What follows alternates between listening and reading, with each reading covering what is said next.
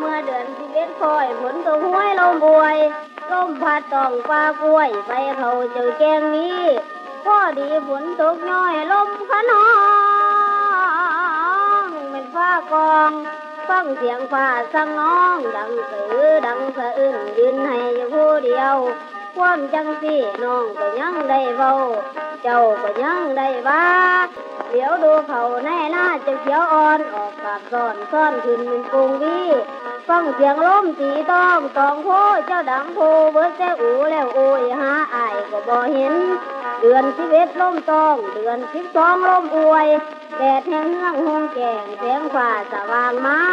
ถึงลำฟ้ามัวหมอกก็มีแสงห้วยห้ามดินนวงเหงาจะในเนื้อเหลือใจน้องนอนผู้เดียวที่ร้องร้องคล้องที่เห็นแทนผ่ามาตุ่มก็บ่มีโลกที่ไกลกันเยินสายแน่นนับมือห่างให้อายยะวางไว้เอานอ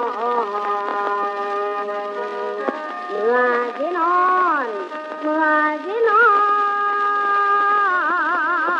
น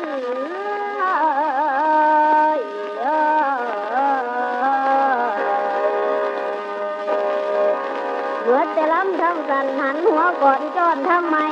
พ่อใหญ่ทั้งแม่ป่าฟังข่าสิว่าก่อนความหิวนอนเต็มที่ขาเมื่อนตาพ่อหิวทีลมเบลีพัดต้นไม้ใจน้องเป็นบางเวลงไปเสเห็นกอไข่ใจนางพันแหงต่างเสียงปูงล่างดังรอหวยหวนหวยเอาอังมาโนตักเต้นโม่บินท่านนา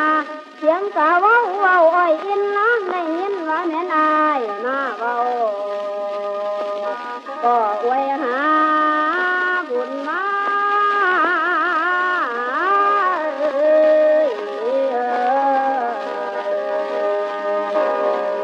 ท่านผมจอนเจ้าหนึ่งยักษ์สู่ไปไผ่พ่ออยากแล่นน้ำเกือบคัดมันสุกจุ่งสุ่งอังกฤษสุกจอดกุมอดหลอดเห็นหอดขึ้นผู้นั่นเป็นหน้านายผู้ชายตีแต่ยิ่งที่ได้สุกจอดกระปุงคืนหาก็เขามาเหตุแต่งกุนล่วงรอบาดเท้าของผู้ชายหยอในกลางเก่งสุ่งเข่งเข่งพอดปันหนังที่ไว้ปานนั้นว่าแต่